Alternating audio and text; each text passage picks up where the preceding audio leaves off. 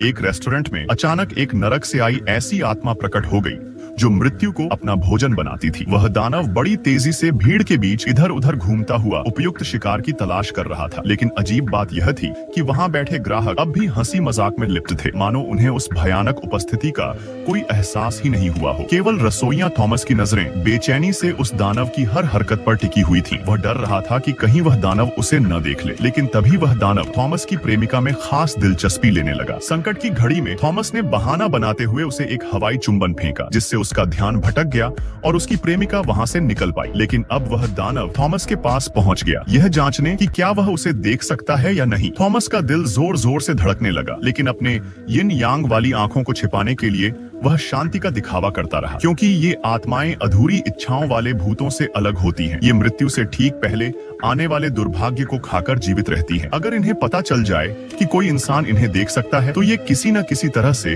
उसकी मृत्यु सुनिश्चित कर देती है। सौभाग्य से थॉमस बचपन से ही ऐसी आत्माओं को देखने का अनुभव रखता था और जानता था कि कैसे उन्हें अनदेखा करने का नाटक करना है। अपनी बेहतरीन अभिनय क्षमता से वह इस बार की भी परीक्षा में पास हो गया, लेकिन खतरा टला नहीं था। जैसे ही उसकी प्रेमिका ने अपनी सीट छोड़ी, दानव ने फिर से उसका पीछा करना शुरू कर दिया। वह उसे अंतिम शिकार बनाने ही वाला था कि तभी एक आदमी, एक सूट पहने व्यक्ति दरवाजा खोलकर अंदर आया। उस व्यक्ति के शरीर से उठती मृत्यु की गंध ने दानव को मंत्र मुग्ध कर दिया और वह तुरंत अपना लक्ष्य बदल बैठा। थॉमस को समझ में आ गया कि किसी भी बड़ी त्रासदी के पहले ये आत्माएं जरूर दिखाई देती है, क्योंकि इनकी गंध आपदा को पहले ही भांप लेती है। सूट पहने उस व्यक्ति के दिमाग में भरे शैतानी विचार इतने भयंकर थे कि एक नहीं बल्कि कई दानव उसकी ओर खींचते चले आए। वे सभी उसकी आत्मा के अंधकार को और अधिक भड़काने लगे। थॉमस ने इससे पहले इतनी बड़ी संख्या में दानवों को एक साथ कभी नहीं देखा था। यह तय था कि अब इस छोटे से शहर में भयंकर नरसंहार होने वाला है। वह जान गया कि यह आदमी कोई भयानक योजना बना रहा है। थॉमस उसका पीछा करते हुए एक शॉपिंग मॉल तक पहुंचा। वह आदमी जैसे ही एक कोल्ड ड्रिंक शॉप में गया और 2 बकेट मिठाइयां ली, सभी दानव वहीं रुक गए और थॉमस की उपस्थिति को महसूस करने लगे। थोड़ी देर विचार करने के बाद उन्होंने मानो किसी आदेश का पालन करते हुए नरक के द्वार खोल दिए और एक एक कर उसमें समा गए। थॉमस को समझ आ गया कि मामला बहुत गंभीर है। वह स्कूटर पर सवार होकर सूट वाले आदमी का पीछा करते हुए एक दूरस्थ केबिन तक पहुंचा। जब वह आदमी घर से बाहर गया तो थॉमस ने ताला तोड़कर अंदर प्रवेश किया। अंदर सब बिखरा पड़ा था। मेज पर रखे एशत्रे में 3 अलग अलग ब्रांड की सिगरेटें थीं, जिससे साबित होता था कि उस आदमी के और भी साथी थे। तभी अचानक कमरे में एक ठंडी लहर चली और एक कमरे के अंदर से आत्माओं की कराह सुनाई देने लगी। बर्फीली हवा ने सारा वातावरण जमा दिया। थॉमस ने डरते डरते जमी हुई दरवाजे की कुंडी खोली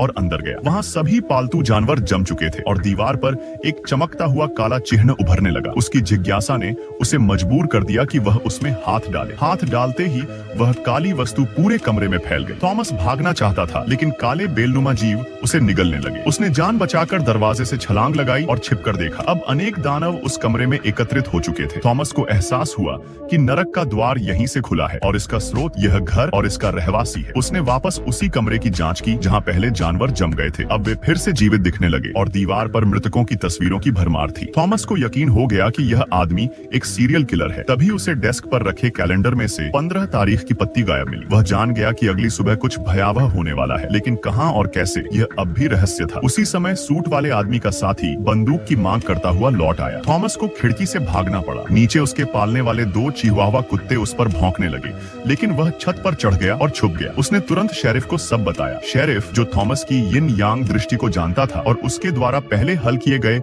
कई मामलों से वाकिफ था, उस पर भरोसा करता था। उसने थॉमस को कहा कि वह खुद कुछ न करे और नए पुलिस अफसर निक को उस आदमी की जानकारी जुटाने भेजा। शेरिफ ने कहा कि वह सूट वाले आदमी पर नजर रखेगा और थॉमस को अपनी प्रेमिका के साथ वक्त बिताने को कहा। लेकिन जैसे ही वे दोनों चर्च की छत पर भोजन कर रहे थे, सूट वाला आदमी वहां पहुंच गया, इस बार बेहद क्रोधित और विकृत रूप में। थॉमस उसे देखकर सहम गया और प्रेमिका को लेकर चर्च के अंदर भागा। जैसे ही वे एक गुप्त दरवाजे से बाहर निकलना चाहते थे, एक यीशु की मूर्ति कांपने लगी और उन्होंने वहां से भागकर स्कूटर पर बैठते हुए जान बचाई। शेरिफ जब वहां पहुंचा तो सब कुछ तहस नहस मिला, लेकिन सूट वाले आदमी का कोई नामो निशान नहीं था। कोई उंगलियों के निशान भी नहीं थे। हो सकता है जो थॉमस ने देखा वह जिंदा आदमी नहीं था। जैसे ही वह अपने घर लौटने लगा, थॉमस को कुछ बिना चेहरे वाले भूतों ने घेर लिया। ये आत्माएं किसी अनजानी शक्ति से अपनी पहचान खो चुकी थीं और थॉमस से मदद की गुहार लगा रही थी। वे उसे उठाकर एक जगह ले जाने लगे, लेकिन तभी पीछे से गोली चली और आत्माएं मारी जाने लगी, मानो कोई उसी उसी दर्दनाक हत्याकांड को दोबारा जी रहा हो। थॉमस भी उस दर्द को महसूस करने लगा, लेकिन फिर भी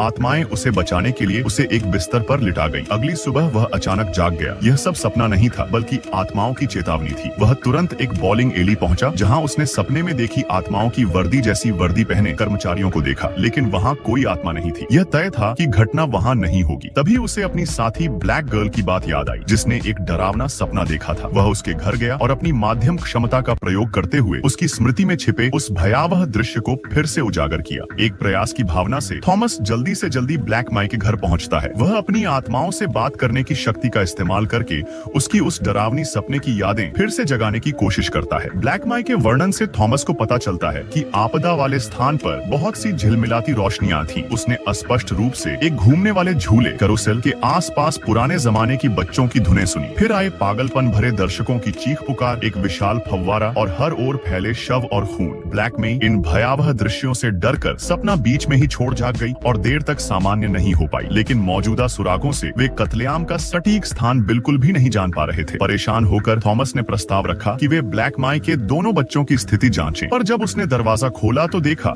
कि कई दुष्ट आत्माएं बच्चों के चारों ओर मंडरा रही थीं, मानो उन्हें बच्चों से उठती मृत्यु की गंध बहुत प्रिय हो। इन अशुभ प्राणियों को फिर से देखकर थॉमस समझ गया कि ब्लैक मी का परिवार शायद इस अनहोनी से नहीं बच पाएगा, लेकिन उसे अपनी आत्माओं को देखने की शक्ति को छिपाना भी पड़ा, ताकि वे दुष्ट आत्माएं उसे पहचान न ले और वहीं उसे मार न डाले। कमरे से बाहर निकलते वक्त उसने ब्लैक मी को जल्दी से जल्दी इस कस्बे को छोड़ देने की सलाह दी और फिर अपनी गर्लफ्रेंड के साथ घर लौटने के लिए निकल पड़ा। पर रास्ते में अचानक चारों ओर दर्दनाक चीखों की आवाजें आने लगी। देखा कि एक निर्दोष महिला नंगे पांव बीच पर भाग रही थी और उसके पीछे दौड़ रही थी दो भयंकर काली शैतानी कुत्तियां। महिला मदद के लिए चीख रही थी, लेकिन तभी वे कुत्ते उस पर झपट पड़े। फिर कुछ गोलियों की आवाज आई और माहौल एकदम शांत हो गया। जब थॉमस मौके पर पहुंचा तब तक बहुत देर हो चुकी थी। वहां एक बंदूकधारी गंजा आदमी जमीन पर घुटनों के बल बैठा पछता रहा था। वह कह रहा था कि वह लड़की को बचाना चाहता था, लेकिन गोली गलती से उसे लग गई। थोड़ी ही देर में पुलिस वहां पहुंच गई, पर अजीब बात यह थी कि निक, जो कि उस लड़की का बॉयफ्रेंड था, बिल्कुल भी दुखी नहीं लग रहा था, बल्कि वह गंजा आदमी ही एक कोने में बैठा लगातार रो रहा था, जैसे कोई बहुत गहरी दहशत उसे जकड़ चुकी हो। थॉमस ने तुरंत कहा कि वह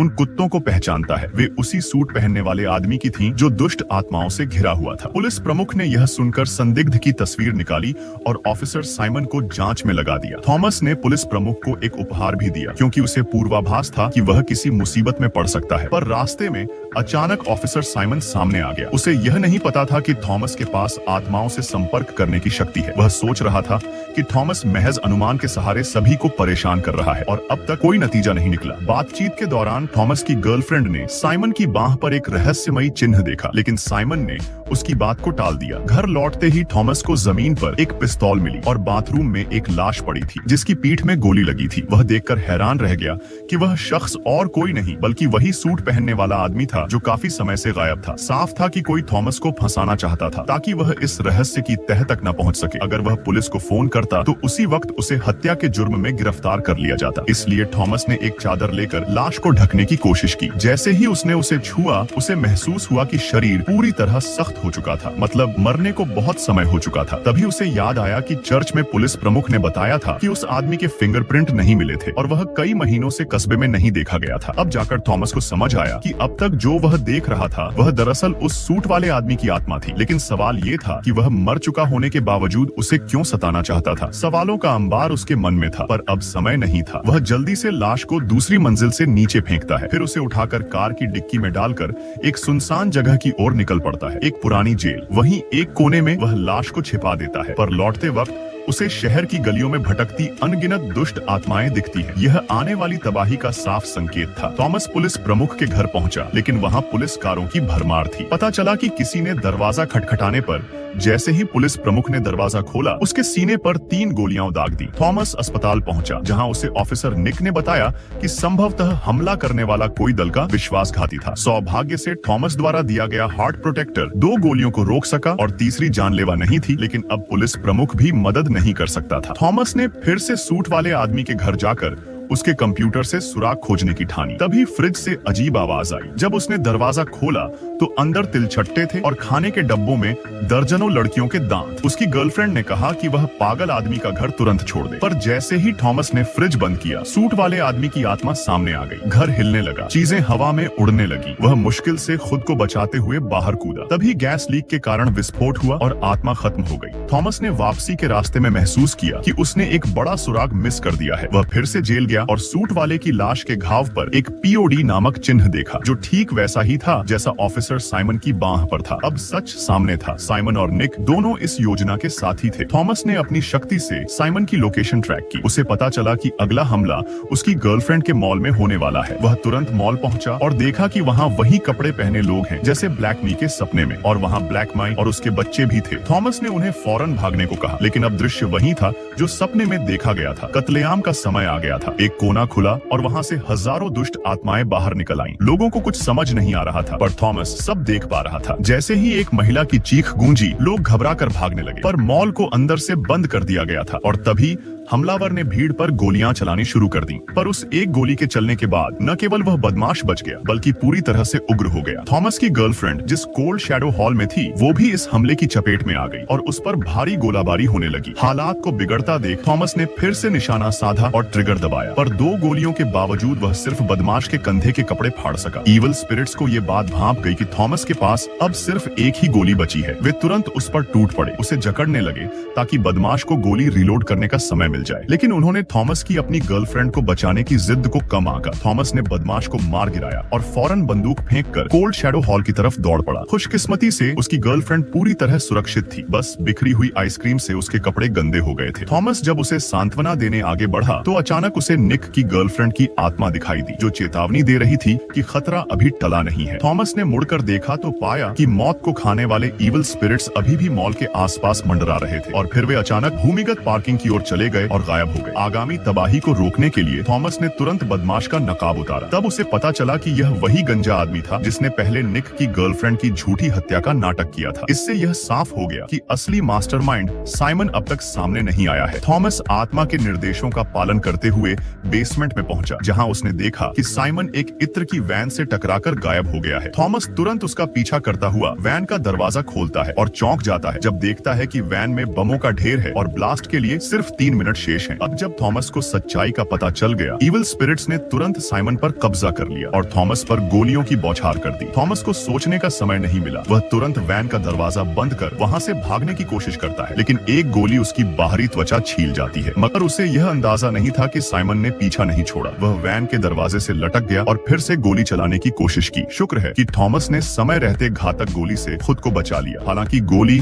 उसकी खोपड़ी को छूती हुई निकल गई। गुस्से में बौखलाया साइमन ड्राइवर सीट तक पहुंचने की कोशिश करता है। थॉमस ने बम फटने का समय गिनते हुए जैसे ही देखा कि साइमन बंदूक उठा रहा है, उसी पल दरवाजा खोलकर नीचे कूद गया। साइमन, जो अब इविल स्पिरिट के कब्जे में था, कुछ समझ ही नहीं पाया और अगले ही पल वह वैन समेत सूखे नदी तल में गिर पड़ा। विस्फोट की लहरें पूरे नदी मार्ग में फैल गईं और भागने में असमर्थ सभी इविल स्पिरिट्स को निगल गईं। इस तरह छोटे से कस्बे का संकट हमेशा के लिए समाप्त हो गया। थॉमस की चेतना तब लौटी जब वह अस्पताल में आंखें खोलता है। वह पाता है कि उसकी गर्लफ्रेंड चुपचाप उसके पास बैठी है। उसका दिल एक भावुक गर्माहट से भर गया। थॉमस को इस बात की कोई परवाह नहीं थी कि उसे कस्बे को बचाने के लिए कोई सराहना मिले या नहीं, क्योंकि उसके लिए सबसे जरूरी बात यही थी कि वह अपनी गर्लफ्रेंड के साथ हमेशा रह सके। पर यह शांत और प्यारा जीवन ज्यादा समय तक नहीं टिक सका। एक दिन शेरिफ अचानक उसके दरवाजे पर आया और कहा, थॉमस, तुम अब और ऐसे नहीं रह सकते। अब समय आ गया है सच का सामना करने का। प्रिय, उसने अंततः अपना वजन कम कर लिया है। इस हल्की सी बात ने थॉमस को फिर से ठंडी सच्चाई में लौटा दिया। उसने नम आंखों से अपनी गर्लफ्रेंड की ओर देखा, जिसकी कमीज पर अब भी ताजा खून के धब्बे थे। यह साफ था कि उस दिन वह भी बदमाश के हमले से नहीं बच सकी थी। थॉमस ने अब तक खुद को यह झूठ बोलकर तसल्ली दी थी कि वह जीवित है। उसकी यह जिद उसकी गर्लफ्रेंड की आत्मा को इस दुनिया से जाने नहीं दे रही थी और उसे प्यार के इस पिंजरे में बांधकर कस्बे में रोके रखा गया था। भले ही थॉमस को यह स्वीकार करना कठिन था, पर सच्चाई यही थी कि उसकी गर्लफ्रेंड अब इस दुनिया में नहीं थी। शायद उनकी किस्मत में साथ रहना लिखा ही नहीं था, मगर थॉमस कभी भी उन बिताए गए खूबसूरत पलों को नहीं भूलेगा। उसने वादा किया कि वह अगली जिंदगी जिंदगी में भी उसे ढूंढ निकालेगा, चाहे उन्हें फिर से प्रेमी बनने का मौका न मिले। वह उसे हमेशा चुपचाप संरक्षित करता रहेगा। कहानी के अंत में उसकी गर्लफ्रेंड की आत्मा को शांति मिल गई और वह थॉमस की निगाहों के सामने तितलियों में बदलकर प्रेम की दुनिया की ओर चली गई। और थॉमस, उसने छोटे कस्बे को छोड़कर अपनी आत्मा देखने की शक्ति के जरिए गर्लफ्रेंड के पुनर्जन्म के चिन्ह ढूंढने की यात्रा शुरू की, चाहे उसे हजारों नदियां पार करनी पड़े या लाखों रास्ते।